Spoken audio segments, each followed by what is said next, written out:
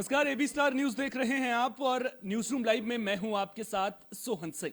News room live में आज हम बात करेंगे दो खास खबरों की। सबसे पहले बात होगी कोरोना के मुद्दे को लेकर। आखिर चीन में कोरोना की वजह से हाहाकार क्यों मचा हुआ है और भारत सरकार कितनी तैयार है? क्या दोबारा से लॉकडाउन जैसे हालात तो नहीं पैदा होने वाले हैं? वो पाबंदियों का दौर दोबारा से लौटने वाला तो नहीं है? इस पर विशेष चर्चा करेंगे। साथ ही साथ बात होगी रूस यूक्रेन युद्ध की भी। दरअसल व्लादिमीर ज़ेलेंस्की अमेरिका के दौरे पर गए और इस दौरान उन्होंने वहां पर यह कहा कि अमेरिका की ओर से जो मदद उन्हें मिल रही है वो दान नहीं है, वो निवेश है। रूस लगातार यूक्रेन पर हमले कर रहा है, लेकिन बड़ा सवाल यह कि 300 दिन हो चुके हैं, युद्ध खत्म होने का नाम नहीं ले रहा है और जो सैन्य मदद यूक्रेन को मिल रही है कहीं वो आग में घी डालने का काम नहीं कर रही है। दोनों पर चर्चा करेंगे, लेकिन सबसे पहले बात कोरोना से शुरुआत कर लेते हैं। दरअसल कोरोना के आंकड़े जिस तरह से लगातार सामने आ रहे हैं वो हाहाकार मचाते हुए नजर आ रहे हैं। दुनिया के कई देशों में कोरोना के नए वेरिएंट से दहशत देखने को मिल रही है। लगातार मामले एक बार फिर से बढ़ने लगे हैं। सबसे पहले दुनिया का हाल क्या है वो ग्राफिक्स के जरिए आपको हम समझा देते हैं। फ्रांस में 16 दिसंबर को 57,000 कोरोना केसेस मिले थे। साउथ कोरिया में 20 दिसंबर को 87,759 केस मिले थे, 59 लोगों की मौत हो गई थी। अमेरिका में भी दोबारा से कोरोना के मामले बढ़ने लगे हैं। बुजुर्गों को खतरा होता हुआ नजर आ रहा है। सबसे पहले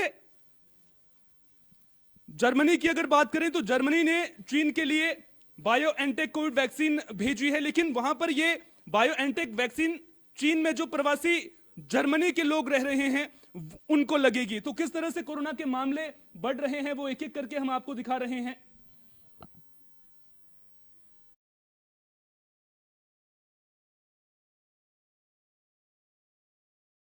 तो किस तरह से मामले बढ़ रहे हैं वो एक एक करके हम ग्राफिक्स के जरिए आपको समझाने की कोशिश कर रहे हैं, लेकिन साथ ही साथ में ये आपको क्लियर कर दें कि यहां पर आपको डराना हमारा मकसद नहीं है और कोरोना से डरने वाली कोई बात भारत के लिए है भी नहीं। डरने से ज्यादा सावधानी बरतनी बेहद जरूरी है। पिछले 24 घंटे की बात करें तो दुनिया में 5,86,296 केसेस सामने आ चुके हैं और ये केसेस कहीं ना कहीं पूरी दुनिया को परेशान करते हुए नजर आ रहे हैं। कुछ और आंकड़ों पर भी नजर डाल लेते हैं। ओमिक्रॉन का जो नया वेरिएंट ओमिक्रॉन BF.7.1 है वो कितनी बड़ी मुसीबत है वो आपको समझा देते हैं। सबसे पहले ये ओमिक्रॉन BF.7 नॉर्थ वेस्ट चीन के मंगोलिया ऑटोनोमस रीजन में मिला था। इसका मामला वहां पर सबसे पहले सामने आया था और उसके बाद धीरे धीरे इसका प्रसार होता गया। चीन में कोरोना के बढ़ते मामलों में ओमिक्रॉन BF.7 के मामले सबसे ज्यादा सामने आ रहे हैं। अमेरिका, ब्रिटेन, ऑस्ट्रेलिया और बेल्जियम में भी अब इस वेरिएंट के मामले सामने आ रहे हैं। और यह खतरनाक क्यों है यहां पर यह आपके लिए समझना बेहद जरूरी है। तेजी से इसके केसेस लगातार बढ़ने लगते हैं। इसके अलावा कमजोर इम्यूनिटी वाले लोगों में भी गंभीर लक्षण इसके दिखाई देने लगते हैं क्योंकि वहां पर डेथ रेट कहीं ना कहीं बढ़ जाता है। वैक्सीनेशन में जो एंटीबॉडीज बनती हैं हमारे शरीर में उनको ये आसानी से चकमा दे सकता है और जो अभी तक जितने भी वेरिएंट सामने आए हैं उनमें ये सबसे ज्यादा खतरनाक एक्सपर्ट इसको मान रहे हैं। वो क्यों? क्योंकि ये एंटीबॉडीज को चकमा देने में और वेरिएंट से ज्यादा खतरनाक है। इसके अलावा बाकी वेरिएंट्स के मुकाबले ये बहुत तेजी से फैल रहा है। ओमिक्रॉन BF.7 के कॉमन लक्षण क्या हैं? लगातार खांसी, सुनने में दिक्कत, छाती में दर्द, कंपकंपी लगना, स्मेल में बदलाव। तो ये वो लक्षण हैं जो अगर दिखते हैं तो कहीं ना कहीं आपके लिए कोरोना टेस्ट करवाना बेहद जरूरी हो जाता है। सरकार की ओर से क्या तैयारियां हैं उन पर भी चर्चा करेंगे, लेकिन उससे पहले आपको बता दें कि अब तक ओमिक्रॉन समेत दुनिया में कौन कौन से वेरिएंट सामने आ चुके हैं। साल 2019 में सबसे पहले कोरोना का मामला सामने आया था, चीन के वुहान से मामला सामने आया था और वहां पर कोरोना का ओरिजिनल वायरस मिला था। साल 2019 में चीन की वुहान लैब से कोरोना फैलना शुरू हुआ था। उसके बाद साल 2021 में अफ्रीका में बीटा वेरिएंट मिला। ब्राजील में फिर साल 2021 में ही गामा वेरिएंट मिला था। अल्फा वेरिएंट इससे पहले साल 2020 में अमेरिका में भी मिला था और भारत में डेल्टा वेरिएंट मिला था और कितनी तबाही मचाई थी वो आपको याद होगा। साल 2021 में ही कई देशों में उसके बाद ओमिक्रॉन के वेरिएंट मिले और अब साल 2022 में ओमिक्रॉन BF.7 वेरिएंट चीन में सामने आया है जो दहशत फैलाता हुआ नजर आ रहा है। तस्वीरें देखिए आप, चीन की ये तस्वीरें आपकी स्क्रीन पर हैं और ये तस्वीरें पूरी कहानी को बयां करती हुई नजर आ रही हैं। अस्पतालों का हाल आप देख लीजिए, बेड कम पड़ रहे हैं, लोगों के लिए फर्श पर बेड बनाना पड़ रहा है, इस तरह की नौबत आ रही है। और कुछ तस्वीरें अभी थोड़ी देर में आपकी स्क्रीन पर चलती हुई आपको नजर आएंगी। उन तस्वीरों में आप देखेंगे कि जब बेड्स उपलब्ध नहीं हैं तो किस तरह से एक कार को इलाज के लिए उपयोग में लाया जा रहा है। कार में ही वहां पर लोगों को दवाएं दी जा रही हैं। हालात बद से बदतर होते हुए नजर आ रहे हैं। और ये वो चीन है जिसने दावा किया था कि उसने जब कोरोना 2019 में फैला था तो सिर्फ 6 महीने में वैक्सीन बना ली थी। तो क्या वैक्सीन लगने के बावजूद खतरा अभी बरकरार है? बात भारत की करें तो भारत में लोग कितने सुरक्षित हैं, यहां पर यह जानना सबसे बेहद जरूरी है। एक्सपर्ट्स की अगर बात करें तो एक्सपर्ट्स इसे लेकर तमाम बातें करते हुए नजर आ रहे हैं, तमाम दावे भी किए जा रहे हैं। लेकिन भारत के लिहाज से एक्सपर्ट्स यह जरूर कह रहे हैं कि भारत के लिए ज्यादा बड़ा खतरा नहीं है। और खतरा इसलिए बड़ा नहीं है क्योंकि भारत में लोगों ने वैक्सीन की दोनों डोज ली है, इसके अलावा बूस्टर डोज भी ज्यादातर लोगों ने ली है। और जब एक बार अगर आप वैक्सीन की डोज ले लेते हैं तो उसके बाद जो खतरा होता है वो कम हो जाता है। यानी कि डरने वाली बात नहीं है। लेकिन इसका मतलब यह बिल्कुल भी नहीं है कि अगर आपने वैक्सीन लगवा ली है तो आप कोरोना से पूरी तरह से बच सकते हैं। डरने की जरूरत नहीं है, लेकिन सावधानी बरतना बेहद जरूरी है। और अगर आप सावधानी नहीं बरतेंगे तो फिर एक बार फिर से जो कोरोना का खतरा है, भले ही डेथ रेट उस तेजी से ना फैले, लेकिन इसकी चपेट में लोग आ सकते हैं। दूसरा बड़ा सवाल जो मन में उठता है कि क्या लोग कोरोना वायरस को अब गंभीरता से लेंगे? क्योंकि हमने देखा कि जब दूसरी लहर आई थी तो उस वक्त जब लाशों के ढेर लगते हुए हमने देखे थे, जलती चिताएं देखी थी, तो हमने देखा था कि लोग कोरोना वायरस को गंभीरता से लेते हुए भी नजर आ रहे थे। लेकिन अगर अब की बात करें तो अब स्थिति सामान्य होती हुई जरूर नजर आ रही थी। हमने देखा कि लोग चाहे भीड़भाड़ वाली जगहें हों वहां पर भी बिना मास्क के चलते हुए नजर आ रहे थे। तो कई सावधानियां बरतनी भी बेहद जरूरी है और सरकार की ओर से भी इस दिशा में तमाम कोशिशें लगातार की जा रही हैं। और अभी क्योंकि एक केस BA.7 का अभी ताजा वडोदरा में मिला है, तो ऐसे में सरकार को का गंभीर होना बनता भी है। और सरकार की ओर से किस तरह की तैयारियां की जा रही हैं इस पर भी बातचीत करेंगे। लेकिन उससे पहले यूपी की बात कर लेते हैं। यूपी में भी आज मुख्यमंत्री योगी आदित्यनाथ ने टीम 9 के साथ में बैठक की और इस दौरान कई अहम बातें निकलकर सामने आई। साफ तौर पर उस बैठक में यह कहते हुए मुख्यमंत्री और स्वास्थ्य मंत्री नजर आए कि जो कोविड गाइडलाइंस हैं उनका पालन करना बेहद जरूरी है। अगर आप भीड़भाड़ वाली जगहों पर जा रहे हैं तो यह सुनिश्चित कर लीजिए कि आपके चेहरे पर मास्क लगा हो। और क्या कुछ अहम रहा उस बैठक में, इसके लिए सीधे चलते हैं लखनऊ, जहां से हमारे ब्यूरो चीफ अनूप शुक्ला हमारे साथ जुड़े हुए हैं।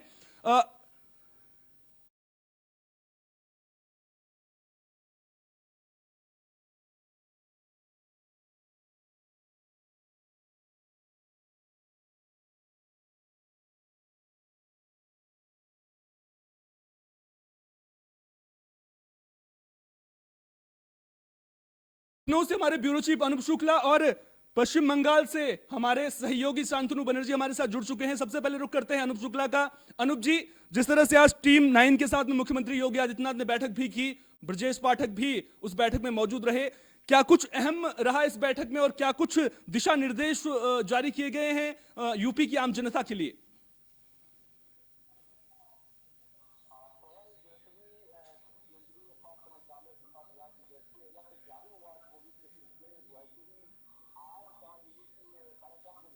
हम्म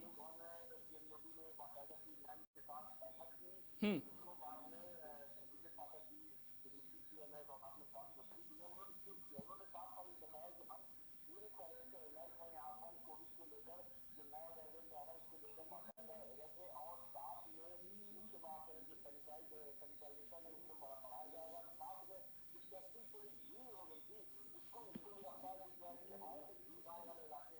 हम्म हम्म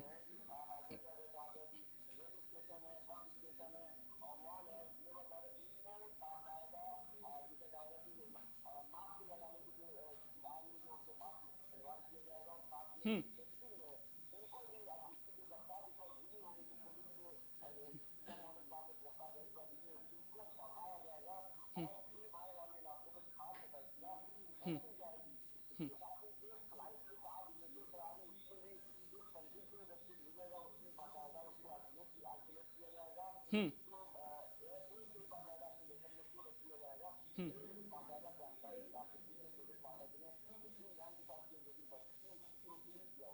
अच्छा, कल ही जो है मुख्यमंत्री योगी आदित्यनाथ एक्टिव हो गए थे। उन्होंने कहा था कि अगर रैन बसेरों में पूरी तरह से निरीक्षण भी किया जाए, साथ ही साथ वहां पर कोरोना मरीज ना हो, इसको लेकर के तमाम तरह की तैयारियों के निर्देश उनकी ओर से कल दे दिए गए थे। ब्रजेश पाठक ने भी कहा था कि जो विदेशों से आने वाले यात्री हैं उनकी जो है वहां पर टेस्टिंग भी की जाएगी। और अब क्या मास्क की अनिवार्यता को लेकर के कोई फैसला लिया गया है, या फिर जिन लोगों ने वैक्सीनेशन नहीं करवाया है उन लोगों के लिए सरकार की ओर से किसी तरह की मुहिम चलाने की बात कही गई है, या फिर जिन लोगों ने अभी तक बूस्टर डोज नहीं लगाया है? क्योंकि कई लोग ऐसे भी हैं जिन्होंने 2 वैक्सीन के दोनों डोज तो ले लिए हैं लेकिन उसके बावजूद बूस्टर डोज नहीं लिया है, तो उनको लेकर के क्या सरकार कुछ कदम उठाती हुई नजर आ रही है यूपी में?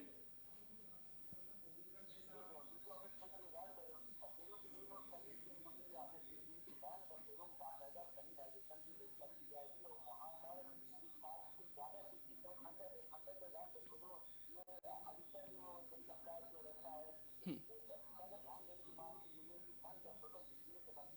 हम्म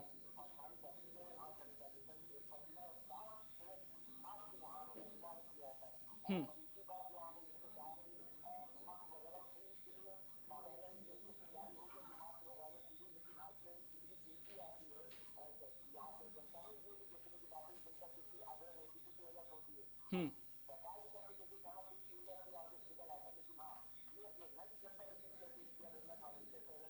हम्म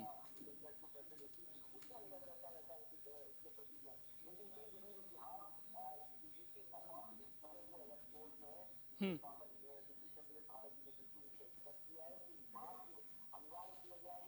हम्म हम्म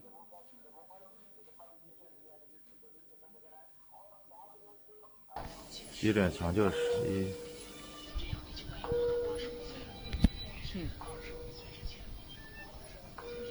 气管插管，后期的重症肺炎、重症肺炎、重症肺炎，全是重症肺炎，全是呼吸衰竭的重症。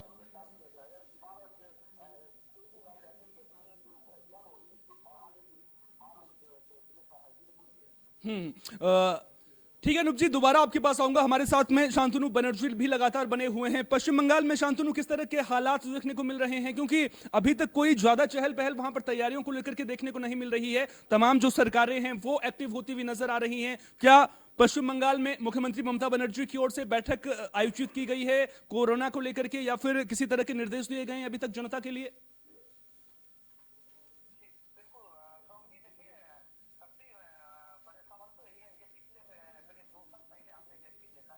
हम्म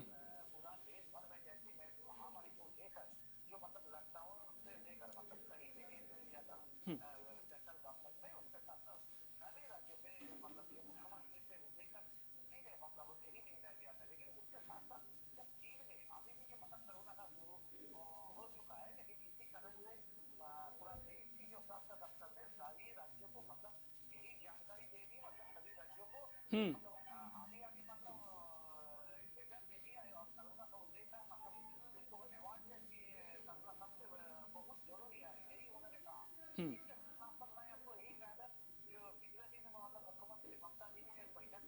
हम्म हम्म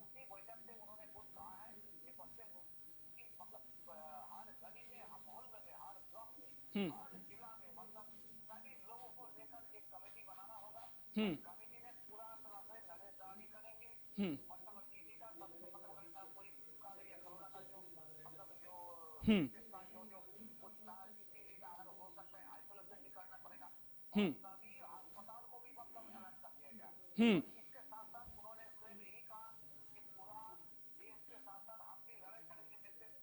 तो बिल्कुल कहीं ना कहीं राज्य सरकारें पूरी तरह से एक्टिव नजर आ रही हैं। दिल्ली में भी बैठकों का सिलसिला लगातार जारी है, और लोकसभा में स्वास्थ्य मंत्री मनसुख मंडाविया ने भी कई अहम बातें कही हैं। हमारे सहयोगी जुबैर हमारे साथ में यहां पर मौजूद हैं। जुबैर, लोकसभा में भी आज हंगामा खूब देखने को मिला, लेकिन इस बीच मनसुख मंडाविया ने कोरोना की स्थिति को लेकर के बातचीत की। उन्होंने जानकारी देते हुए भी नजर आए। कौन कौन सी वो अहम बातें हैं जो मनसुख मंडाविया ने लोकसभा के जरिए जनता के सामने रखी हैं? जिस तरीके से लोकसभा में गर्मा गर्मी चल रही थी, लोकसभा में चर्चा का दौर करने की बहुत बात चल रही थी कि कोरोना को लेकर भी चर्चा की जाए और चीन के मुद्दे को भी लेकर चर्चा की जाए। सुबह से ही जैसे आपने देख लिया था कि राज्यसभा और लोकसभा में दोनों स्पीकर्स मास्क लगा के पहुंचे। उन्होंने सीधे पूरे सदन वासियों को सीधे तौर पर कहा कि वो मास्क पे फोकस करें और कोरोना गाइडलाइंस का पालन भी करें, क्योंकि लगातार जैसे चीन में मामले बढ़ रहे हैं, कई ऐसे देश हैं, अमेरिका, और लगातार मामले बढ़ रहे हैं। इसको लेकर सरकार ने अपनी तरफ से पूरा सतर्क रहने के लिए संकेत दे दिए। इसके बाद फिर आम आदमी पार्टी के विधायक और सांसद और विपक्ष के नेता आवाज उठाने लगे कि संसद में भी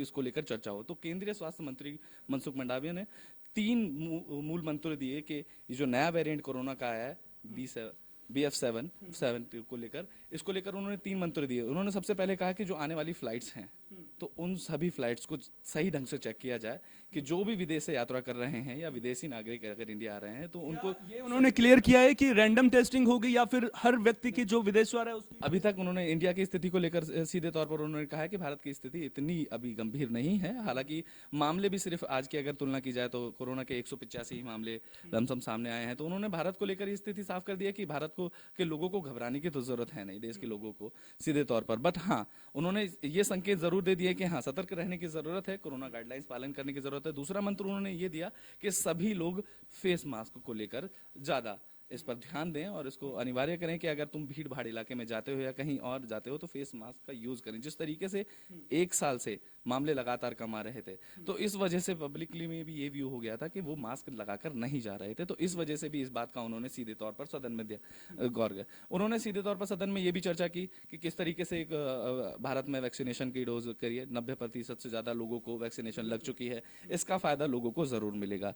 तीसरा मूल मंत्र इससे बचने के लिए दिया कि जीनोम सीक्वेंसिंग की हर राज्य को सलाह दी है कि वो अलर्ट मोड पे रहे और जीनोम सीक्वेंसिंग पे भी ध्यान दिया जाए। इसको लेकर उन्होंने कहा है कि निर्देश जारी कर दिए गए हैं और कई प्लान्स बनाए जा रहे हैं। जिस तरीके से प्रधानमंत्री नरेंद्र मोदी भी आज कई राज्यों के मुख्यमंत्रियों के साथ और स्वास्थ्य सचिवों के साथ मीटिंग करेंगे। इसको लेकर कई 6 राज्यों में भी आज मीटिंग की गई है और लोकसभा में भी बात की गई है। तो कोरोना के मामले को बढ़ते देखने की स्थिति है। गंभीर स्थिति अभी तो खैर भारत के लिए नहीं है, लेकिन कहीं ना कहीं गंभीर स्थिति बिल्कुल भी नहीं है, लेकिन सावधानी बरतनी बेहद जरूरी है। 3 मंत्रों का जिक्र जुबैर ने किया और बेहद अहम तीनों मंत्र जो है वो स्वास्थ्य मंत्री की ओर से दिए गए हैं और इस पर चर्चा होनी भी बेहद जरूरी है। हमारे दोनों सहयोगी लगातार हमारे साथ में पश्चिम बंगाल और यूपी से बने हुए हैं। अनूप, आपका रुख करूंगा।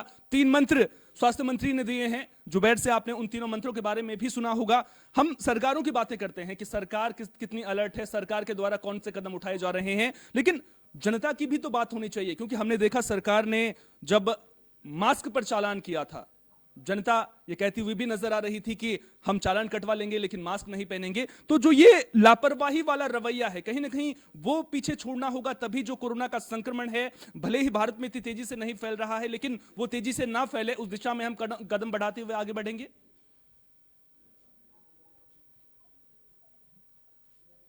अनूप, आवाज मिल रही है आपको? अनूप, जनता की भागीदारी की मैं बात कर रहा था कि कहीं ना कहीं जनता का रोल जो है वो बेहद अहम हो जाता है। सरकार नियम बना सकती है, नए नए जो है वो प्रतिबंध लगा सकती है, लेकिन जनता की जिम्मेदारियां कहीं ना कहीं बेहद अहम हो जाती हैं कि जनता कोविड नियमों का पालन करे, क्योंकि अगर जनता पालन करेगी तभी जो कोरोना जैसी महामारी है उसको हम पूरी तरह से हरा पाएंगे।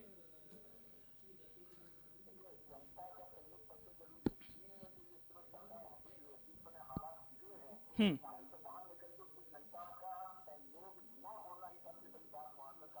हम्म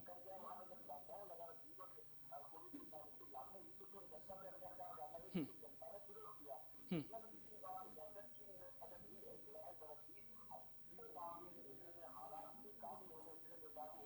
हम्म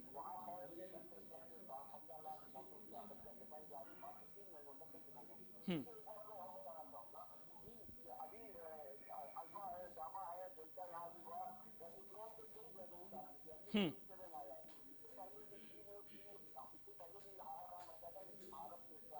हम्म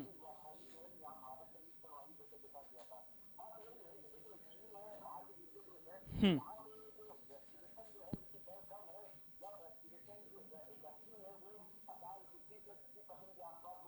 हम्म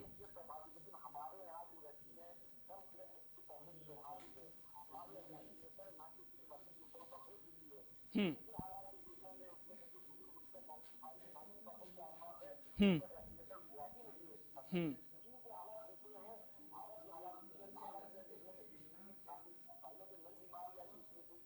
हम्म हम्म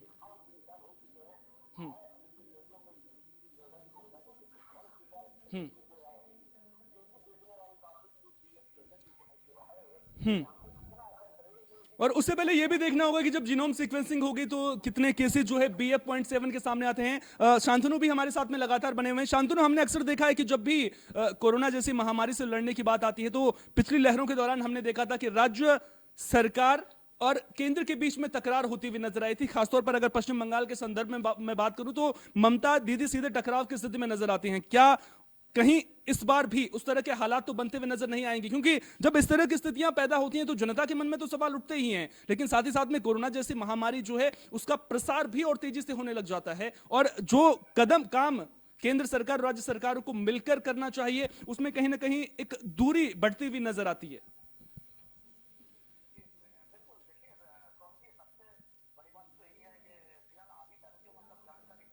हम्म हम्म हम्म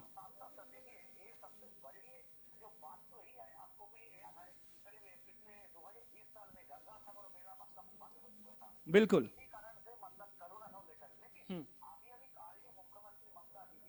हम्म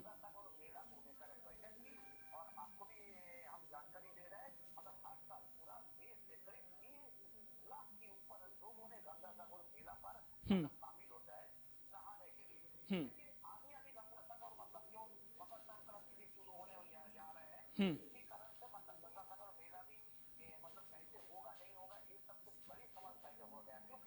हम्म हम्म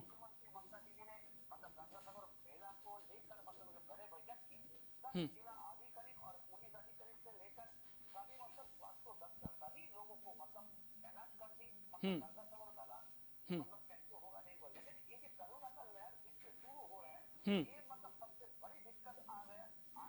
हम्म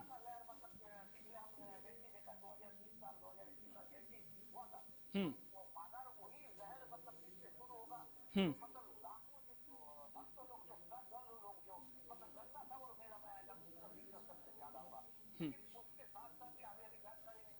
हम्म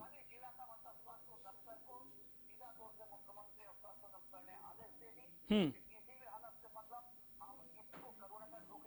हम्म हम्म हम्म बहुत बहुत शुक्रिया दोनों सहयोगों का हमसे चर्चा करने के लिए, पूरी जानकारी यूपी और पश्चिम बंगाल से हम तक पहुंचाने के लिए। तो कोरोना को लेकर के जिस तरह के हालात अभी चीन में बन रहे हैं उस तरह की स्थिति भारत में पैदा ना हो, इसको लेकर के तैयारियों का जो दौर है वो शुरू हो चुका है। और उम्मीद हम यही करेंगे कि जो पाबंदियों का पहरा है वो दोबारा लौटता हुआ नजर नहीं आएगा। लेकिन साथ ही साथ में नजरें इस पर भी रहेंगी कि क्या कोरोना जैसे गंभीर मामले को लेकर के देश सियासत में उलझा हुआ तो नजर नहीं आएगा। क्योंकि हमने पिछली बार की आप बात छोड़ दीजिए, हमने देखा है कि किस तरह से वैक्सीनेशन को लेकर के सियासत हुई, वैक्सीन की डोज को लेकर के सियासत हुई, कोरोना गाइडलाइंस को लेकर के सियासत हुई। वो दौर आप छोड़ दीजिए। अभी आपको याद होगा एक दिन पहले मनसुख मंडाविया ने अशोक गहलोत और राहुल गांधी को चिट्ठी लिखी थी, उस पर भी सियासत होती हुई नजर आई।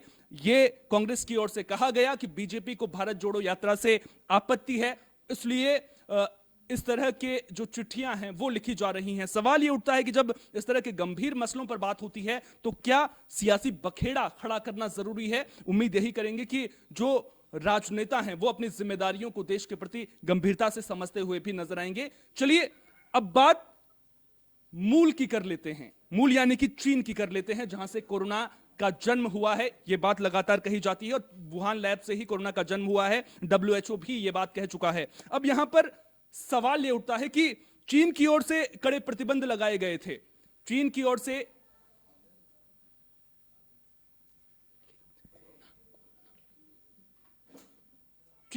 यह कहा गया था कि कोरोना को लेकर के हमने 6 महीने में वैक्सीनेशन डोज जो है वो तैयार कर ली है।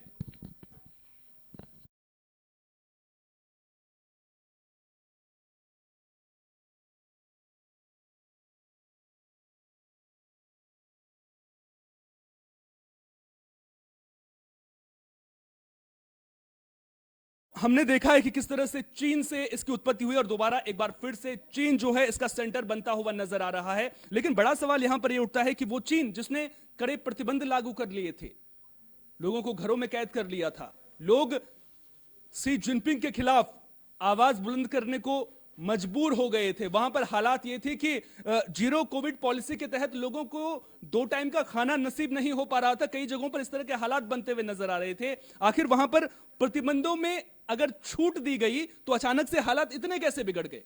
अचानक से कोरोना के केसेस में इतना उछाल कैसे आ गया? हमारे वरिष्ठ सहयोगी, हमारे एग्जीक्यूटिव एडिटर दिवाकर विक्रम सिंह जी हमारे साथ में यहां पर मौजूद हैं। उनसे बारीकी से यह समझने की कोशिश करेंगे कि आखिर चीन में हालात कैसे बिगड़े। दिवाकर जी, जिस तरह का जिक्र मैंने अभी किया कि जीरो कोविड पॉलिसी थी, आपने लोगों को घरों में कैद कर लिया और किस तरह का वहां पर विरोध प्रदर्शन उसके बाद हुआ था वो भी आपने देखा था, लेकिन फिर हालात कैसे बिगड़ गए? अचानक से जो प्रतिबंध हैं वो हटा दिए, इस वजह से हालात बिगड़े। क्योंकि अब जो स्थिति है, चीन ये कहता हुआ नजर आ रहा है कि हमारे लिए अर्थव्यवस्था जरूरी है, अगर आप कामगार संक्रमित हैं तो वो दोबारा काम पर लौटिए। तो ऐसे में तो स्थितियां बिगड़ेंगी और केवल चीन के लिए नहीं, जो पड़ोसी मुल्क हैं, पूरी दुनिया के लिए खतरा पैदा होता हुआ नजर आएगा। देखिए सोहन, इसमें मुख्य बात यह है कि जिस तरीके से सी जिनपिंग एक बड़े नेता के तौर पर वहां पर उभरे हैं और निर्विकल्प की एक स्थिति है, कोई उनका विकल्प नहीं है।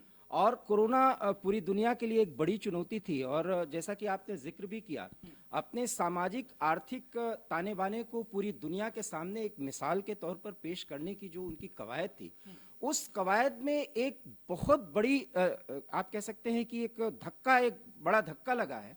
और धक्का इसलिए लगा है क्योंकि जीरो कोविड पॉलिसी को वो इस तरह से अपना रहे थे, जैसा कि हालांकि ये सब कुछ वुहान से, उन्हीं के लैब से सब कुछ निकला है, ये अब प्रमाण या पुष्ट करने की जरूरत नहीं है, लेकिन उसको कंट्रोल करने के लिए जो जीरो कोविड पॉलिसी पहले उन्होंने अपनाई और उस पर जिस तरह से एक जिद थी कि एक भी कोरोना का मरीज नहीं मिलेगा। अब कोरोना का एक ऐसा प्रसार है कि जिसको आप कंट्रोल तो कर नहीं सकते, क्योंकि वो म्यूटेशन और उसके बाद उसका कौन सा वेरिएंट आ रहा है, इस पर तो कोई अभी टिप्पणी नहीं कर सकता, एक फाइनल रिजल्ट नहीं दे सकता, WHO नहीं इस स्थिति में है। अब चीन ने यह सोचा कि हम जीरो कोविड पॉलिसी के तहत पूरे देश में कहीं भी कोरोना का स्तर है जो है वो बिल्कुल शून्य हो जाए। उसके लिए वो सारे वो प्रतिबंध वो स्थायी रूप से लगाए रखे, जिसके कारण से लोगों की सामाजिक और आर्थिक स्थिति वहां पर कमजोर हुई, चूंकि वहां की खबरें बाहर आ नहीं पाती। अब इसके बाद जब एक इंतहा हो गई, उसकी एक सीमा हो गई, जब सीमा लांघ गए तो लोग विरोध प्रदर्शन करने लगे। फिर सरकार को लगा कि कहीं ना कहीं दबाव की स्थिति है, उसके बाद उन्होंने डील देना शुरू किया। जो म्यूटेशंस के कारण जो ये समस्या बढ़ रही थी, उसके बाद वो बाहर आने लगा, और जब बाहर आया, जिस तरीके से लोग विरोध प्रदर्शन करने लगे, तो उसका प्रसार हुआ। और जब प्रसार हुआ तो जो, जैसा कि कई एक्सपर्ट, अमेरिकन एक्सपर्ट है, जिसमें भारतीय एक डॉक्टर की भी बाइट्स और उनके विचार जाने जा रहे हैं, वो चीन में सब कुछ दबा हुआ था, वो सार्वजनिक रूप से जब बाहर निकला तो उसको कंट्रोल करने के लिए जब ये आगे आए तो वो कंट्रोल स्थिति नहीं बनी। और एक अहम सवाल आपसे, क्योंकि वक्त का अभाव है और समय की कमी की वजह से मैं आपको रोक रहा हूं यहां पर, एक जो बेहद अहम सवाल मन में खड़ा उठता है, क्योंकि जब दुनिया के हेल्थ सेक्टर की बात आती है तो चीन उसमें ज्यादा पिछड़ा हुआ देश नहीं है। अच्छे देशों की जो लिस्ट है उसमें चीन का नाम ऊपर आता है हेल्थ सेक्टर की बात की जाए तो। अभी तक ऑफिशियल डेटा क्यों शेयर नहीं किया जा रहा है? क्या किरकिरी का डर है, इस वजह से शेयर नहीं किया जा रहा है? दूसरा, ये आपका हेल्थ सेक्टर अगर इतना मजबूत है, आपने इतने कड़े प्रतिबंध लगा रखे थे, तो उसके बावजूद क्यों फैल गया? सोहन, दो बातें जानिए। चीन ने 2 कोरोना वैक्सीन निकाले हैं। उस कोरोना वैक्सीन का जो मापन किया जा रहा है, जो उसका परीक्षण किया जा रहा है, ये कोरोना वैक्सीन जिस ओमिक्रॉन वेरिएंट पर प्रभावी होना चाहिए वो नहीं हो रहा है। ये WHO भी अब धीरे धीरे मानने लगा है। अब इस चीन के अपने कोरोना वैक्सीन में जब वो स्थिति है ही नहीं है, उसको हटाने के लिए, उसको खत्म करने के लिए, तो इनको जर्मनी या अन्य देशों से इसके लिए आयात भी करना पड़ सकता है। यहीं पर चीन की वो बात समझ में नहीं आती कि आखिर में अपने सुपरमैसी को स्थापित करने के लिए अपनी जनता के साथ ही खिलवाड़ क्यों? भारत ने ऐसा नहीं किया। अब भारत तो और ज्यादा प्रभावी रूप से आ गया, क्योंकि उसके जो 2 वैक्सीन हैं वो पूरी दुनिया में मान्य है। हालांकि 116 देशों को चीन ने भी सप्लाई किया था, और जहां जहां चीन के वैक्सीन गए हैं, जिसमें ब्राजील भी है, वहां पर ये वेरिएंट वेरिएंट जो है वो प्रभावी हो रहा है। इसलिए सबसे बड़ी बात, अगर आपने सवाल किया, निश्चित रूप से अमेरिका के बाद इनकी अर्थव्यवस्था दूसरे नंबर पर है, और जैसा कि मैंने पहले भी कहा कि ये सामाजिक आर्थिक जो ताना बाना है, इस ताने बाने को पूरी दुनिया में एक मिसाल के तौर पर स्थापित करने के लिए जो इनकी कवायद हुई है, उसमें ये बुरी तरह से पिटे हैं। और इसका एक बहुत बड़ा प्रमाण है, जैसा कि आपने कहा, हम इस बात से इनकार नहीं कर सकते, लेकिन हॉस्पिटल्स की और वहां के जो दृश्य आ रहे हैं और जिस तरीके से क्रिमेशन के लिए लाइन लगानी पड़ रही है, अभी भी जो दावे चीन की तरफ से किए जा रहे हैं वो सवालिया निशान खड़ा करते हैं कि क्या वो प्रतिबंधों के तहत दिखाए गए चीन के वो व्यवस्थाएं हैं जो पूरी दुनिया ने पहले तो सराहा, लेकिन अब वो वस्तुस्थिति सामने आई है। और ओमिक्रॉन का वो वेरिएंट जिसको भारत ने दूसरे लहर में देखा, समझा और भारत ने झेला और उसको पूरी तरीके से मैनेज किया, उसको चीन मैनेज नहीं कर पा रहा है। सवाल यह है कि प्रत्यक्ष को प्रमाण की जरूरत नहीं है, सोहन, और इसलिए ऐसा कहा जा सकता है कि चीन दावे ज्यादा कर रहा है, उस पर उतना कारगर एक्शन नहीं ले पाया। बिल्कुल, कहीं ना कहीं दावे जो हैं वो फेल होते हुए नजर आ रहे हैं। और बड़ा सवाल यहां पर इसलिए भी उठता है कि 2019 में जब कोरोना का पहला मामला सामने आया था, उसके 6 महीने के बाद चीन की ओर से जीरो कोविड पॉलिसी अप्लाई कर दी गई थी, और 3 साल तक अगर जीरो कोविड पॉलिसी रहती है, उसके बाद हटती है, और उसके बाद अगर केसेस इतने बढ़ते हैं, तो सवाल ये उठता है कि 3 साल में वो केसेस खत्म क्यों नहीं हुए थे।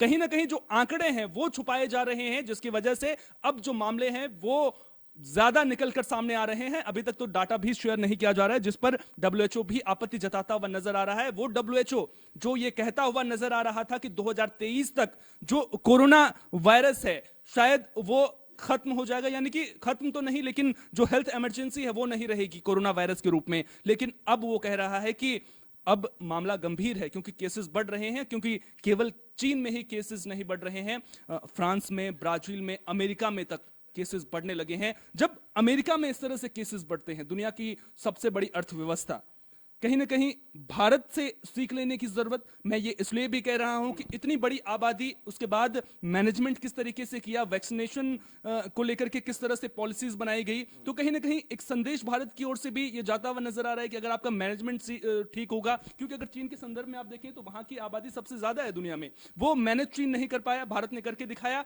और भारत के जो पहले के अभियान थे, चाहे पल्स पोलियो अभियान की बात आप कर लीजिए, टीकाकरण की बात कर लीजिए, वो बड़े पैमाने पर चलाए गए थे, उनका जो अनुभव है वो कहीं ना कहीं भारत के काम आया इस पूरे कोरोना महामारी के दौरान। निश्चित रूप से कोविड का जो मैनेजमेंट है और जो पूरा मैकेनिज्म है, उसको बहुत अच्छी तरीके से समायोजित और संयोजित किया गया है। और सोहन, इसी का परिणाम है, जैसा कि अभी आपने खबरों में बताया है, कि किस तरीके से मात्र 48 घंटे में भारत सरकार और राज्य सरकारें पूरी तरह से एक्टिव मोड में आ गई हैं। ये हमारा वो मैकेनिज्म है, और 3 सालों में जो हमारा अनुभव है उसी का ये परिणाम है कि पूरी तरीके से सरकारें एक्टिव मोड में आ गई हैं। चाइना में भी कोई भी ऐसी बात नहीं है कि वहां एक्टिविज्म नहीं है, लेकिन वो जो एक्टिविज्म कर रहे थे उसमें कुछ दिखावा था। जीरो कोविड पॉलिसी उसका सबसे बड़ा प्रमाण है, क्योंकि मैं बार बार ये कह रहा हूं कि म्यूटेशंस और जो ये लहर आ रही है, इस पर पूरी तरीके से कंट्रोल नहीं किया जा सकता। लेकिन जिस तरीके से आपने कहा कि इमरजेंसी जैसे हालात, वो इमरजेंसी जैसे हालात को बनाने के लिए अगर उस तरीके की बात की जाती, और कोरोना को लेकर के जिस तरीके से प्रतिबंध लगाए गए थे, और जबकि वहां पर प्रतिबंधों की इतनी जरूरत नहीं है, क्योंकि सामाजिक आर्थिक ताने बाने में अगर जिस तरह से सप्लाई चेन टूटा है, या चीन जिस तरीके से एक बड़ी आर्थिक ताकत है, उन परिस्थितियों में चीन को इस तरीके के प्रतिबंधों को नहीं लगाना चाहिए था। लेकिन प्रतिबंध को लगा करके वो जीरो टॉलरेंस की स्थिति में आ जाएंगे, या उस स्तर पर आ जाएंगे जहां कोरोना का कोई स्तर ही नहीं होगा। ये वहां के सरकार की अपनी एक कल्पना थी, और उस कल्पना की उड़ान में वो बुरी तरह से प्रभावित हुए हैं। सवाल आपका है कि भारत से कैसे सीख ली जा सकती है? निश्चित रूप से, क्योंकि जिस म्यूटेशन और जिस वेरिएंट की बात की जा रही है, उस पर भारत सरकार पूरी तरह से आश्वस्त है। और हमारे जो कोरोना वैक्सीनेशन है और वैक्सीनेशन का जो प्रोग्राम है और जो वैक्सीन है, वो पूरी तरीके से प्रभावी है। और शायद आपको याद होगा, पिछले 48 घंटों में सरकारें और सरकारों के द्वारा, स्वास्थ्य सचिव के द्वारा और विभिन्न स्वास्थ्य महकमों के और अन्य विशेषज्ञों के द्वारा यह कहा जा रहा है कि हम अपना बूस्टर डोज जरूर लगवाएं। बूस्टर डोज लगवाने के बाद एक अनुमान है, हालांकि एक आधिकारिक पुष्टि नहीं है, कि 6 महीने से लेकर के साल भर तक आप इन स्थितियों में जितने वेरिएंट्स आए हैं, जितने वेरिएंट्स अभी पूरे दुनिया में आए हैं, उससे भारत भारत के जो दोनों वैक्सीन हैं वो पूरी तरीके से कोवैक्सीन और दूसरे का नाम मैं भूल कोविशील्ड, ये पूरी तरीके से प्रभावी है। इसलिए मैं बार बार कह रहा हूं कि चाइना ने जिस तरीके से अपने दोनों वैक्सीन को बहुत ज्यादा बढ़ा चढ़ा करके पेश किया है, वहां पर जिस तरीके से प्रतिरोधक क्षमता उत्पन्न होनी चाहिए, आप देखिए, आपने भी अभी एक खबर में बताया है कि दवाइयों का भी असर नहीं हो रहा है। सवाल यही है, और आप देखिएगा कि 1 से 2 दिन के अंदर चाइना के इस दोनों जो उनके वैक्सीन हैं इस पर एक चर्चा होगी। हालांकि चाइना इसके बारे में जानकारी देगा, इसके बारे में कोई दावा नहीं किया जा सकता। आखिरी और बेहद अहम सवाल मैं अब आपसे पूछने जा रहा हूं। दरअसल सरकारें एक्टिव हो गई हैं, लेकिन इम्यूनिटी के लिहाज से देखा जाए या फिर दूसरे किसी भी लिहाज से आप देख लीजिए, क्या भारत के लिए खतरा अभी ज्यादा बड़ा होने वाला है, खासतौर पर मार्च और अप्रैल के महीने में? क्योंकि हमने देखा था कि मार्च और अप्रैल के महीने में किस तरह से कोरोना तबाही मचाता हुआ नजर आया था। हालांकि केवल मार्च अप्रैल का महीना ही नहीं, हर मौसम को पीछे छोड़ता हुआ जो है, हर मौसम में कोरोना की मार हमें देखने को मिली है। लेकिन क्या आने वाले 2 से 3 महीने ज्यादा एक्टिव रहने की जरूरत, और लोगों की जहां तक जिम्मेदारियों की बात आती है तो कहीं ना कहीं लोगों को और ज्यादा सावधान होने की जरूरत भारत में भी, चाहे वैक्सीन लग गई हो? BF7 जो वेरिएंट है वो गुजरात में और खास करके बड़ोदरा और ओडिशा में 4 से 5 मामले आ चुके हैं। ऐसे में सोहन, हमें पूरी तरीके से मुस्तैद रहना चाहिए, कोरोना वॉरियर्स की भूमिका में हमें रहना चाहिए। ये पक्की बात है कि हमें डरने और घबराने की जरूरत नहीं है, न हमें इस तरह से घबराना चाहिए। लेकिन हम आपको बार बार ये जरूर कहेंगे कि इस पूरे मुद्दे को लेकर के हमें सचेत रहना चाहिए। और जिस तरीके से सरकार ने संसद में बयान दे दिया है, और प्रधानमंत्री से लेकर के स्वास्थ्य मंत्री और राज्य सरकारों की तरफ से, विशेष करके उत्तर प्रदेश और अन्य राज्य सरकारें जिस तरीके से एक्टिव मोड में हैं, मुझे ऐसा लगता है कि हम पूरी तरीके से आकलन कर चुके हैं कि हमारा जो बूस्टर डोज है वो एनएफ है किसी भी इस वेरिएंट के, BF7 से लेकर के या कोई और म्यूटेशंस होते हैं, उससे लड़ाई लड़ने के लिए। इसलिए हमें घबराने की जरूरत नहीं है, लेकिन हमें सचेत रहना है। और सचेत रहते हुए हम किसी भी स्थिति से लड़ते हुए पूरी दुनिया को एक राह दिखा सकते हैं। शायद उस स्थिति में भारत ज्यादा प्रभावी हो सकता है। और हमें भूलना नहीं चाहिए कि हम G20 के इस समय अगुवाई भी कर रहे हैं, और एक बहुत बड़ा मिसाल हम पेश कर सकेंगे। बिल्कुल, कहीं ना कहीं बहुत बड़ी मिसाल पेश कर सकेंगे। डरने की जरूरत नहीं है, घबराने की जरूरत नहीं है, जरूरत है तो अलर्ट रहने की, सावधान रहने की, क्योंकि कोरोना का खतरा अभी टला नहीं है। भले ही भारत सरकार की ओर से तमाम तैयारियां की जा रही हैं, तमाम इंतजामात किए जा रहे हैं, राज्य सरकारें एक्टिव नजर आ रही हैं, लेकिन अपनी जिम्मेदारी को समझना बेहद जरूरी है। कोरोना गाइडलाइंस का पालन कीजिए, सोशल डिस्टेंसिंग को अपने जीवन में लेकर आइए। इसके अलावा अगर आप भीड़ भाड़ वाली जगहों पर जा रहे हैं तो दूरी बनाकर रखिए, और मास्क जरूर पहनिए, क्योंकि एक छोटा सा मास्क आपके लिए बहुत बड़े जो है आपके बहुत बड़े काम आ सकता है। चलिए, ये तो रही बात कोरोना की। अब बात एक और बड़ी खबर की कर लेते हैं, जिस पर पूरी दुनिया की नजरें लगातार बनी हुई थी। दरअसल यूक्रेन के राष्ट्रपति वोलोडिमिर जेलेंस्की अमेरिका के दौरे पर हैं, और अमेरिका का यह दौरा इसलिए भी वोलोडिमिर जेलेंस्की के लिए बेहद खास है क्योंकि इससे पहले तक उनकी और जो बाइडेन की फोन पर ही बातचीत होती रहती थी। पहली बार ऐसा हो रहा है कि दोनों नेता आमने सामने मिले हों, और जब दोनों नेता आमने सामने मिले तो एक तरह से संदेश रूस को देने की कोशिश की गई। यह संदेश देने की कोशिश की गई कि अमेरिका पूरी तरह से यूक्रेन के साथ में है। लेकिन बड़ा सवाल यहां पर यह उठता है कि अमेरिका जिस तरह से सैन्य मदद यूक्रेन को पहुंचा रहा है, या फिर जो भी यूरोपीय देश यूक्रेन को सैन्य मदद पहुंचा रहे हैं, वो क्या आग में घी डालने का काम नहीं कर रहे हैं? क्योंकि युद्ध की जो ये भीषण विभीषिका है वो लगातार 300 दिनों से जारी है, और अगर 300 दिनों से युद्ध जारी है तो कहीं ना कहीं अब इसे खत्म करना बेहद जरूरी है। आपको याद होगा प्रधानमंत्री नरेंद्र मोदी ने क्या कहा था जब G20 सम्मेलन में वो पहुंचे थे, तो उन्होंने अपनी बात को दोहराया था। उन्होंने कहा था कि यह वक्त युद्ध का नहीं है, युद्ध की विभीषिका में हम खुद को नहीं झोंक सकते हैं, ये वक्त शांति के सार्थक प्रयासों की ओर होना चाहिए। लेकिन अगर रूस और यूक्रेन के बीच में जंग खत्म होने का नाम नहीं ले रही है तो उसका सबसे बड़ा जिम्मेदार कौन है? जब जेलेंस्की और जो बाइडेन के बीच में मुलाकात हुई तो इस दौरान मदद भी की गई। सबसे पहले आपको ग्राफिक्स के जरिए एक एक करके उस मुलाकात की अहम बातें हम समझा देते हैं। अमेरिका ने मदद दी है, लेकिन आपको बता दें कि अमेरिका के दौरे पर वोलोडिमिर जेलेंस्की हैं, और यह दौरा कई मायनों में बेहद खास है। ग्राफिक्स के जरिए एक एक करके हम आपको अपडेट दे रहे हैं। व्हाइट हाउस में जो बाइडेन के साथ में उन्होंने मुलाकात की, अमेरिका को शुक्रिया कहा, अमेरिकी कांग्रेस को शुक्रिया कहा, जनता का शुक्रिया अदा किया। और बड़ी बात जो जेलेंस्की ने कही, उन्होंने कहा कि आपका पैसा वैश्विक सुरक्षा में निवेश है, ये कोई दान नहीं है, लोकतंत्र में निवेश है, ये जेलेंस्की की ओर से कहा गया है। पुतिन ने यूक्रेन के अधिकारों पर हमला किया है, ये उन्होंने कहा है। और ये तमाम बड़ी बातें व्हाइट हाउस से कहते हुए जेलेंस्की नजर आए हैं। मदद क्या मिली है वो भी आपको बता देते हैं। 1.85 अरब डॉलर की अतिरिक्त सुरक्षा राशि अमेरिका की ओर से दी गई है, जिसमें से 1 अरब डॉलर की मदद जो बाइडेन की ओर से दी गई है। यूक्रेन सुरक्षा सहायता पहल के जरिए 850 मिलियन डॉलर यूक्रेन को मिलेंगे। और ये बड़ी मदद लगातार अमेरिका करता आ रहा है। अमेरिकी प्रशासन ने यूक्रेन को अब तक 20 बिलियन डॉलर की सैन्य मदद दी है। तो आप खुद ब खुद समझ सकते हैं कि कितनी बड़ी मदद अमेरिका की ओर से दी जा रही है। और जेलेंस्की की अगर बात करें तो लगातार पश्चिमी देशों से वो हथियार की मांग कर रहे हैं, लेकिन बड़ा सवाल यह कि यह मदद मिलती रहेगी, रूस के हमले लगातार जारी रहेंगे, तो फिर ये युद्ध की विभीषिका कैसे खत्म होगी, कब खत्म होगी।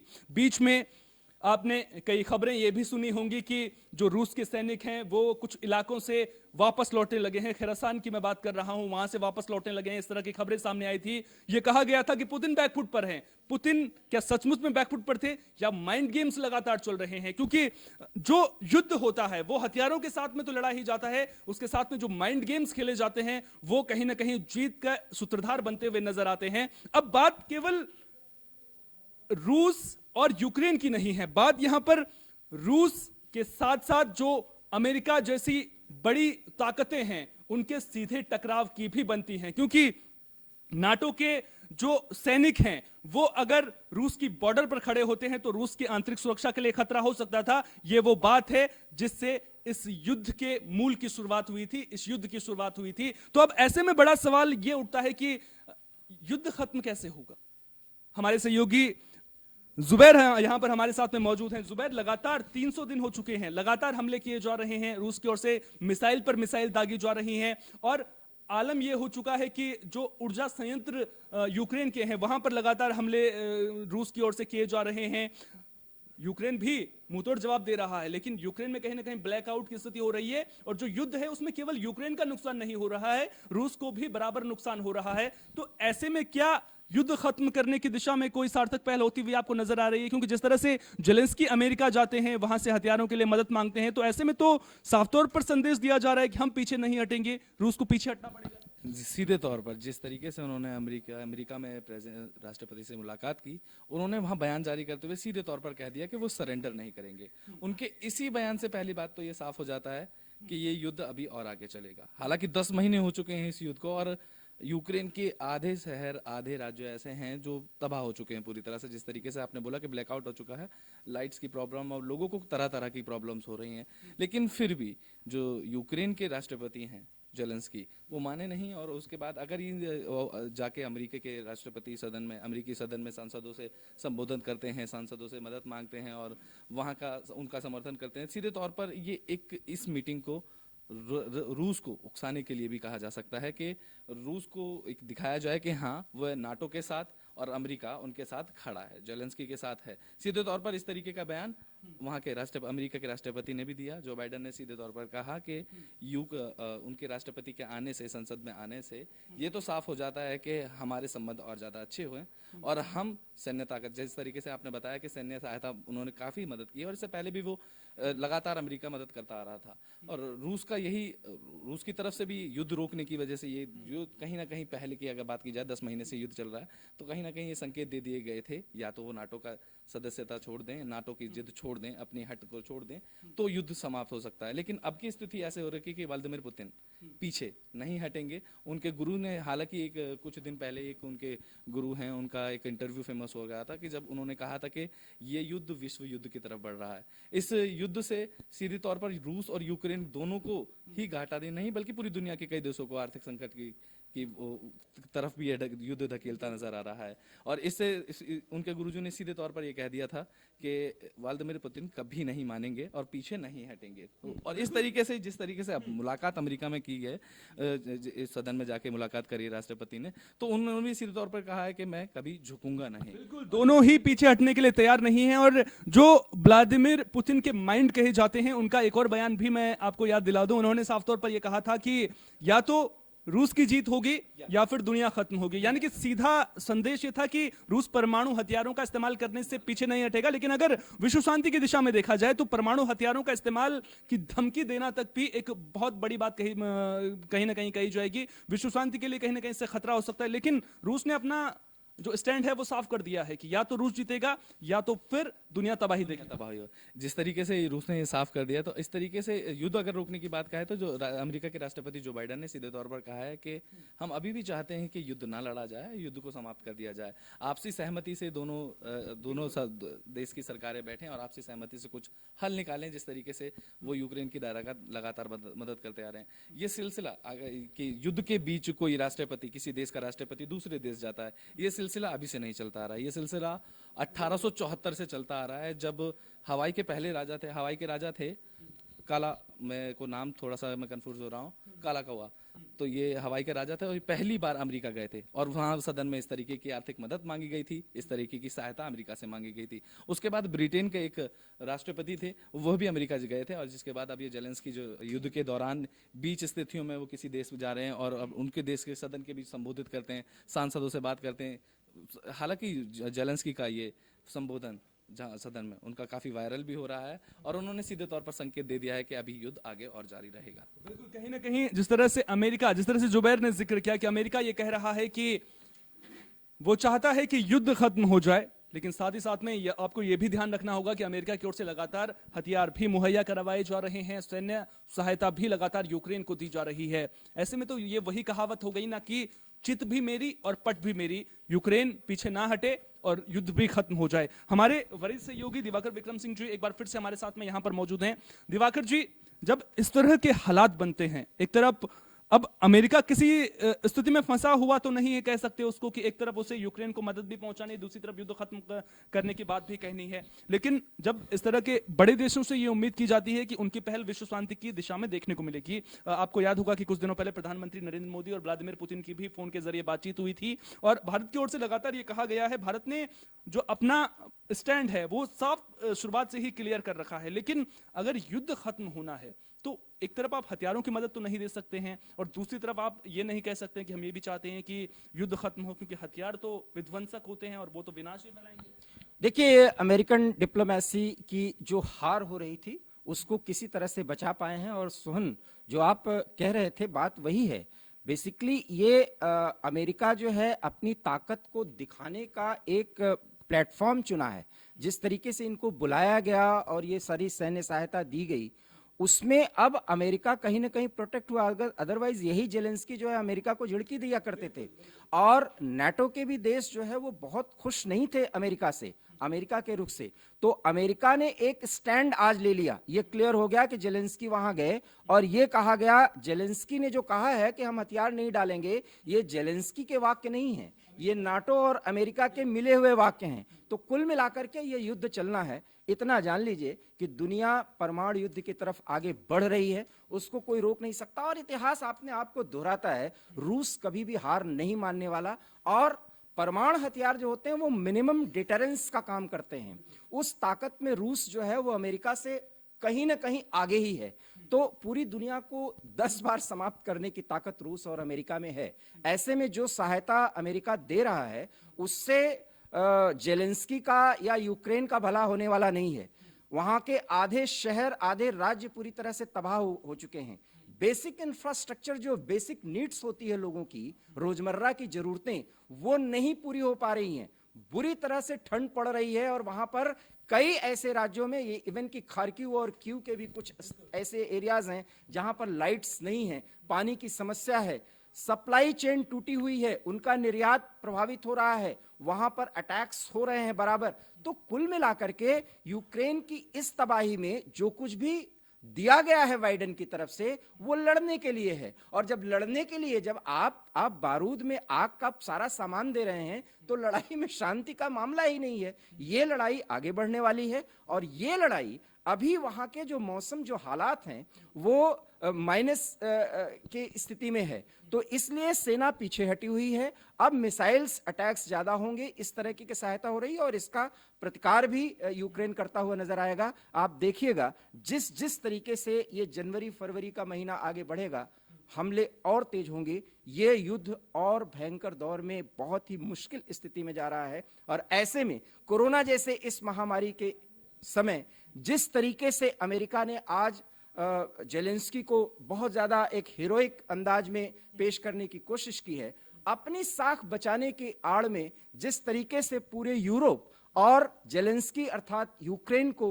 ढकेल रहा है अमेरिका, इस आग में जो घी अमेरिका डाला है, उसका दुष्परिणाम आने वाले समय में भुगतना पड़ेगा। ऐसे में भारत जैसे देशों की भूमिका बहुत ज्यादा बढ़ जाती है। सवाल मैं आपसे लेने वाला था, युद्ध की बात लगातार हो रही है, घी डालने का काम कौन कर रहा है ये तो हम लगातार देख रहे हैं, इस पर चर्चा भी लगातार हम जब युद्ध शुरुआती चरण में था तो उस दौरान हमने लगातार भी की थी।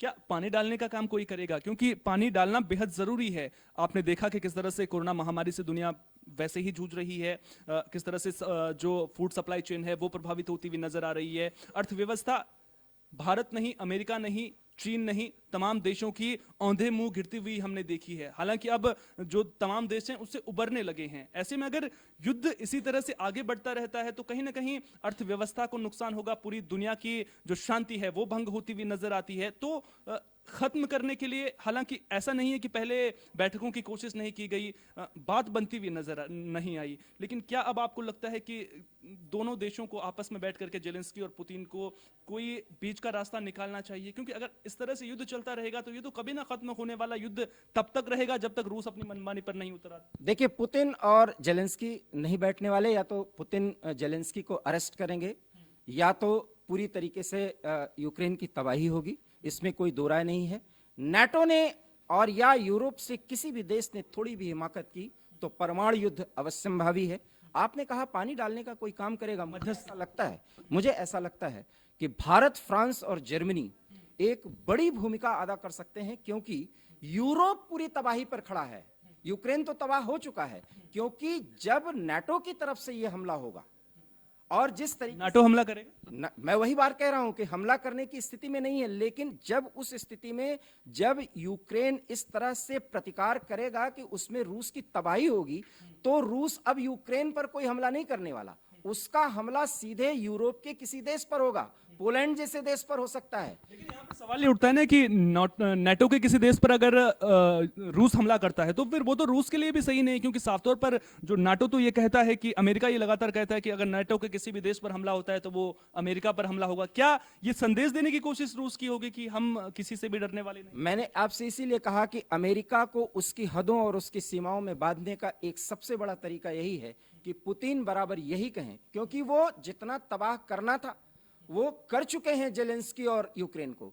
वो सीधे कहेंगे कि हम किसी को नहीं छोड़ेंगे, अपने सीमा के नजदीक नाटो को नहीं आने देंगे, और अगर ऐसा हुआ तो रूस अपने संप्रभुता के लिए वो करेगा जिसकी ताकत रूस के पास है। और इसको अमेरिका समझता है कि रूस जब कहता है वो काम कर डालता है, वो अपने संप्रभुता पर चोट आने नहीं देगा।